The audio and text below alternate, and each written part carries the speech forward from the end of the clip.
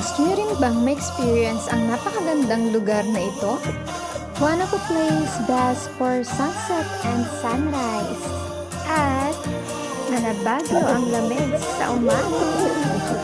O, kilala niyo na ba ang lugar na ito?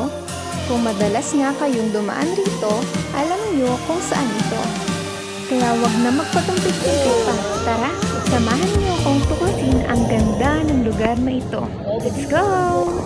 So, from Lipabayan na ay sumakay kami papunta sa Talisay Lipa. At kita nyo ba yan? Napakaganda ng view patungo sa ating pupuntahan. At ayan na nga, nagsimula na nga po kaming maglakad-lakad. By the way, sila nga pala ang mga kasama natin. So, dalawa lang po kaming girl out of 10. So, may 8 po kaming boys na kasama. Ayan, simula pa lang po kami. Hindi pala lakad-lakad pa, kundi isang mahabang lakaran ang gagawin namin. At ayan nga po siya, hingal na. At panay na ang reklamo ay nagsisimula pa lamang. Hay nako, Jai! At hindi na nga rin kinaya ng kasama kong si Charlotte at nagsabi nga, What? Ano tayo dito, Charlotte? Buti pa ang boys, ang bilis-bilis maglakad. Sana all nalalakad. Hindi na namin kaya. Hindi na namin kaya pero nakapagmaganda pa.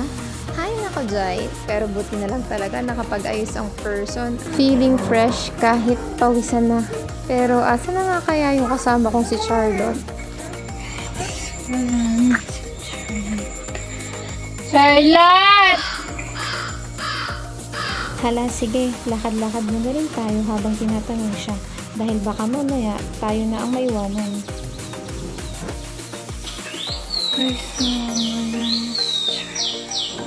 Ayan, buti na lang natatanaw pa rin natin ang mga kasamahan sa unahan. At finally, natanaw ko na rin ang kasama ko si Charlotte. Kaya yan, pwede na ulit tayong dumiretso. Let's go! Pero bago tayo magpatuloy sa mga manonood dyan, huwag kalilimutan mag-react sa post na to and please follow this account. Jaiko, thank you! Bye! See you again!